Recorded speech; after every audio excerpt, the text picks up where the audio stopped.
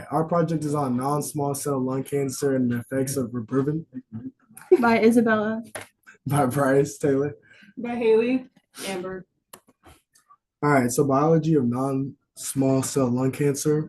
It accounts for 85% of lung cancer. It originates from air pathway epithelial cells, major subtypes, adenosarcoma, squamous cell carcinoma, and large cell carcinoma, driven by mutations that dysregulate growth and survival pathways.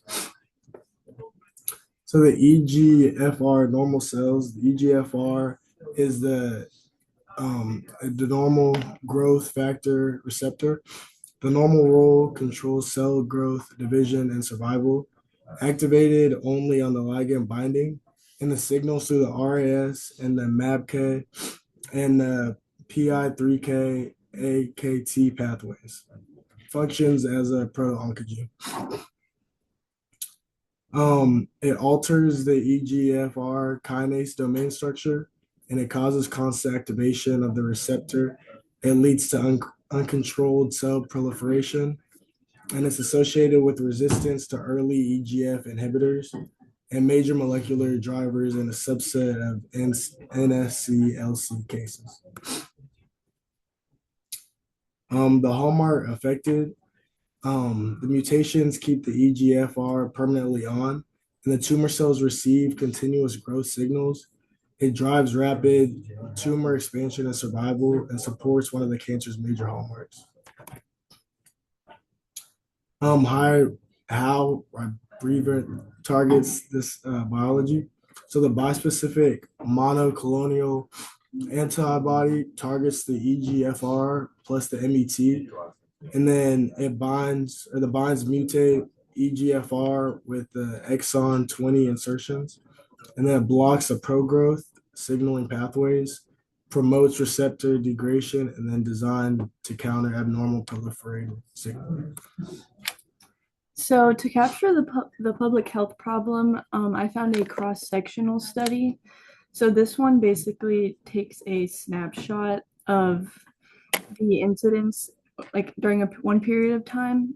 So this study that I found took from the United States Cancer Statistics Database and SEER18, which is just another database, from 2010 through 2017.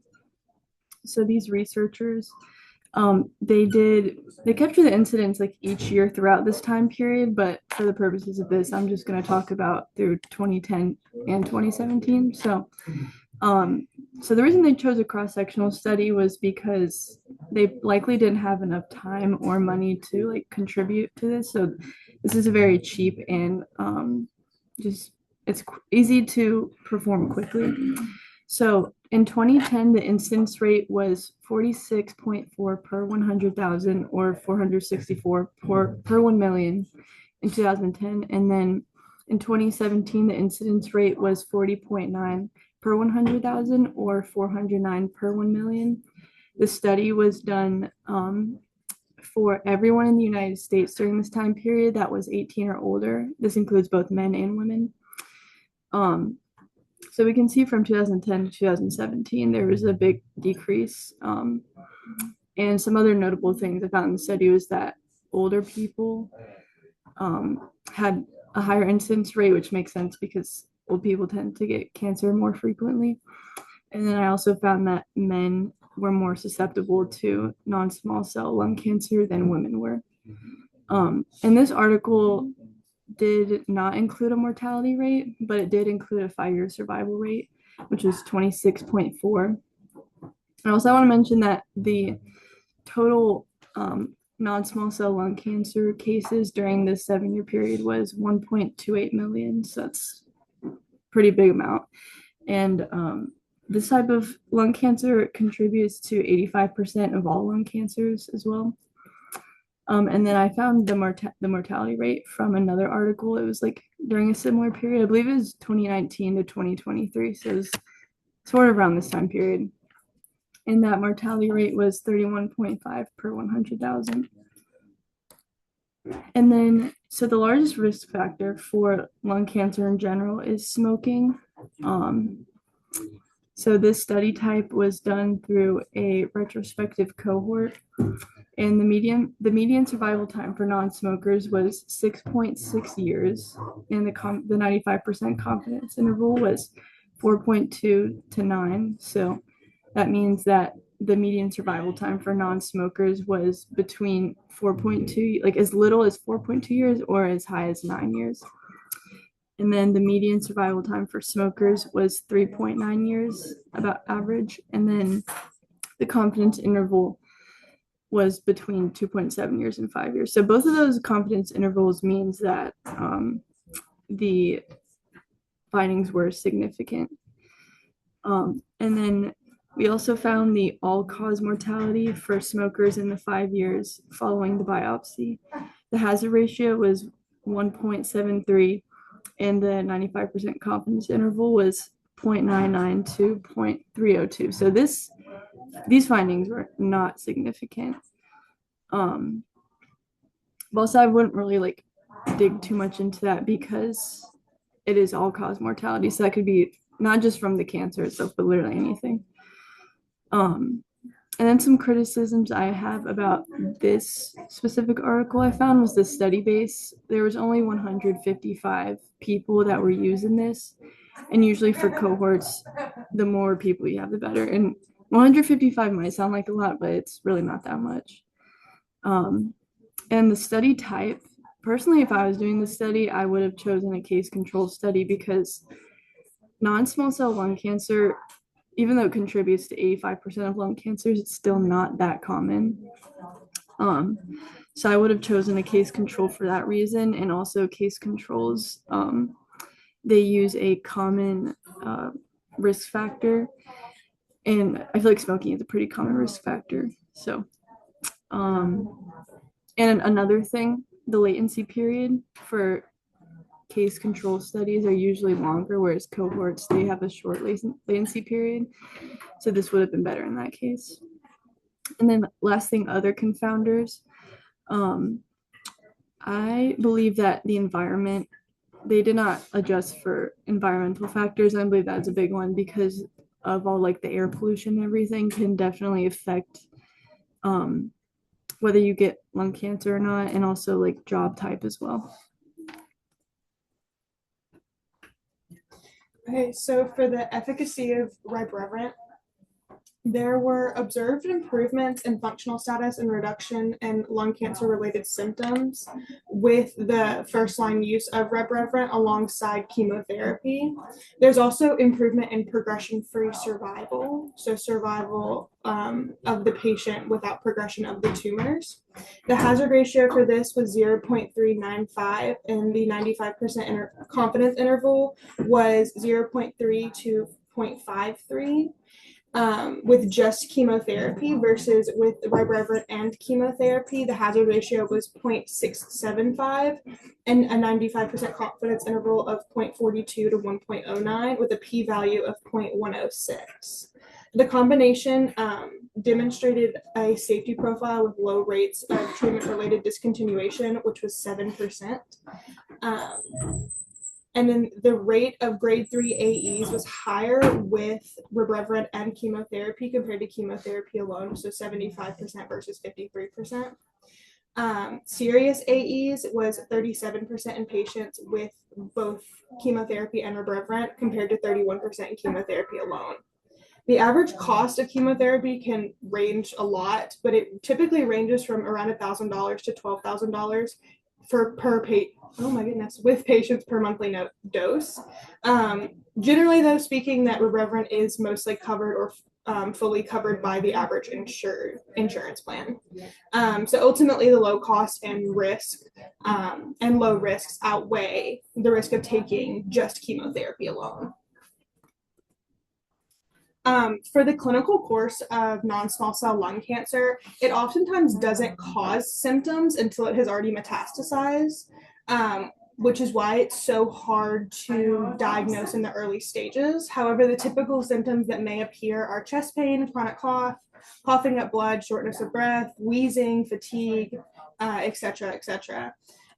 But like I said before, it is often diagnosed after it has already metastasized, and it typically metastasizes to areas like the adrenal glands, the bones, the brain, the liver, and many other places as well. So for diagnostic testing, it typically occurs after symptoms have already appeared in those with risk factors, because the symptoms are quite general.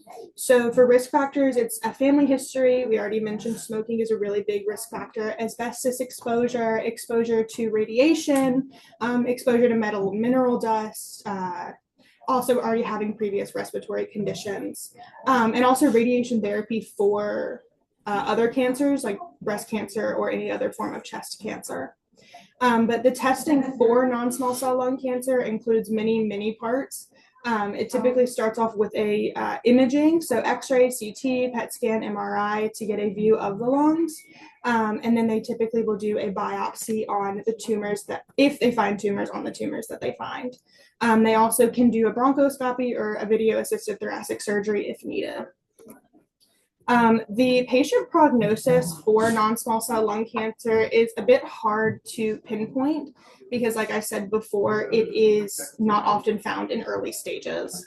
However, when it is found, the 5-year survival rate is 65% in early stage non-small cell lung cancer. For regional non-small cell lung cancer, which basically means that it has spread to the area surrounding the tumor and other like surrounding tissues, but it has not spread further than that, the survival rate is 37%, and then in metastatic, so it's spread to tissues throughout the body, it is 9%. While every case is obviously quite different, depending on the type of cancer and when it is found, cases with early detection and treatment, it can be curable. However, even in cases where it cannot be cured, it is still quite manageable with the correct treatment. The typical treatment protocol, like I said, also it varies very much between patients. But however, if it is detected early, the first line of treatment is surgery. So if it is detected before it has metastasized or it is only found regionally, they will do surgery to remove the tumor and some healthy tissue surrounding the tumor. And then that's typically followed up with other lines of treatment. But like I said, how it is very rare to find it in early stages. For the average patient, they don't receive surgery, but a combinations of treatment. So they'll receive chemotherapy, immunotherapy, targeted therapy like Rybrevant, and radiation therapy. The typical patient experience on Rybrevant, it's usually used alongside the clues for patients with an EGFR, locally advanced, or metastatic non-small cell lung cancer. And there are many side effects associated with this combination, as there are with any other cancer drugs. But namely, there are mostly infusion-related reactions, so anaphylaxis, also just generalized allergies to the drugs. Lung problems worsening from baseline, so most patients, when they're being treated with Rybrevant, already do have the symptoms of lung cancer, so the cough, the wheezing, the shortness of breath, and they're told to look out for this being worsened by the drugs. There's also a really high risk for blood clots, which are typically found within the legs and the lungs. There's also skin problems such as rash and eye problems, which include eye pain, inflammation of the eyelids and corneas, dry eyes, redness, blurred vision, changes in vision, and patients are told to monitor this very closely. So the basic science behind Rybrevant, as we mentioned before, Rybrevant targets and blocks the EGFR and NET activity. So the science behind this is that when EGFR and NET are degraded, it leads to an activation of immune cell responses that induce trigocytis and ADCC. This activation is what ultimately leads to tumor cell death. So that is the basic science and the rationale behind this drug. The off-target effects are the side effects that we've mentioned previously, and they occur when the drug binds to molecules other than the ones that they are intended to. And then these are our references. Thank you. Bye.